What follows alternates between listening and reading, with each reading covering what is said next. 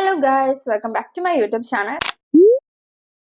ഇപ്പൊ കുറെ പേര് ടെൻഷൻ അടിച്ച് ചോദിക്കുന്ന ഒരു കാര്യമാണ് ലോ പാസ് ഗ്രേഡ് നമ്മുടെ പ്ലേസ്മെന്റിനെ അഫക്ട് ചെയ്യുമോ എന്നുള്ളത്. ഇപ്പൊ ഫസ്റ്റ് ഓഫ് ഓൾ ഞാൻ ഒരു കാര്യം പറയാം. ഇപ്പൊ നിങ്ങൾക്ക് സപ്ലി കിട്ടിയവരാണെങ്കിൽ സപ്ലി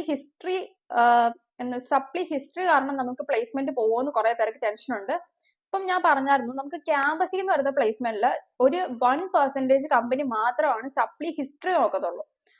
നമുക്ക് പക്ഷെ കറന്റ് നമുക്ക് സപ്ലി ഉണ്ടോ എന്ന് നോക്കുന്നതാണ് മെജോറിറ്റി കമ്പനീസ്. ഞാൻ പറയുകയാണ്, ഒരു 90% എബോവ് കമ്പനീസ് നമുക്ക് കറന്റ്, അതായത് നിങ്ങൾ പ്ലേസ്മെന്റിൽ കയറുന്ന ടൈമിൽ നിങ്ങൾക്ക് സപ്ലി ഉണ്ടോ എന്ന് നോക്കും.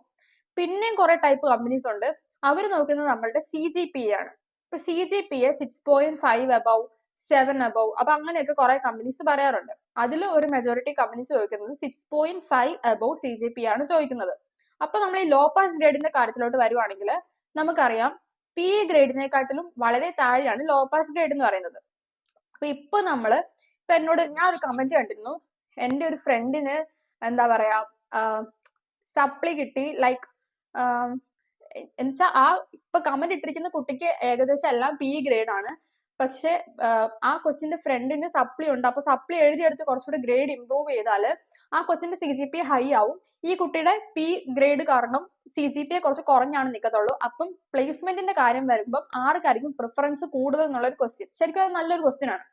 അപ്പം അങ്ങനെ വെച്ച് നമ്മൾ നോക്കുവാണെങ്കിൽ പ്ലേസ്മെന്റിൽ പ്രിഫറൻസ് കൂടുതൽ വരുന്നത് ആ സപ്ലി എഴുതി ഇംപ്രൂവ് ആയ കുട്ടിക്കായിരിക്കും. ഇത് ഞാൻ പറയുന്നത് പക്ക ക്യാമ്പസ് റിലേറ്റഡ് മറ്റേ പ്ലേസ്മെന്റിന്റെ കാര്യമാണ്. കാരണം ക്യാമ്പസിൽ നമുക്ക് വരുന്ന മെജോറിറ്റി കമ്പനീസ് നമ്മളുടെ CGPA ആണ് ചോദിക്കാറ്.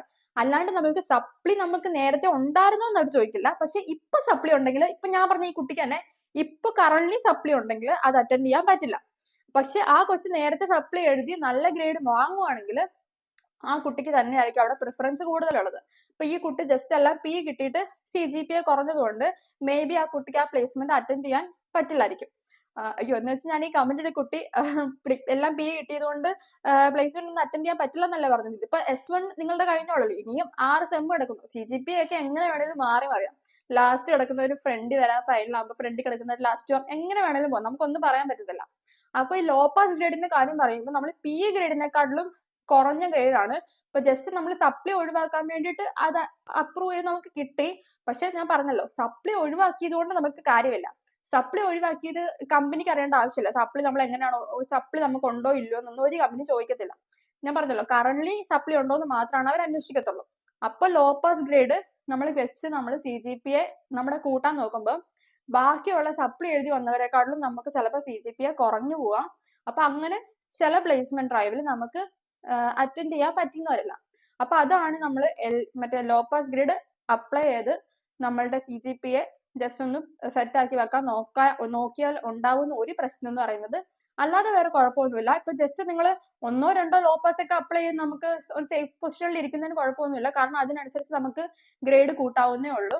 അപ്പൊ ഇതൊക്കെയാണ് ഇന്നത്തെ വ്ലോഗിൽ പറയാനുള്ളത്. അപ്പൊ നിങ്ങൾക്ക് എന്റെ വീഡിയോസ് കാണാൻ ഇതുപോലെ ഇഷ്ടമുണ്ടെങ്കിൽ please do like, share and subscribe my YouTube channel guys, and keep supporting. Bye.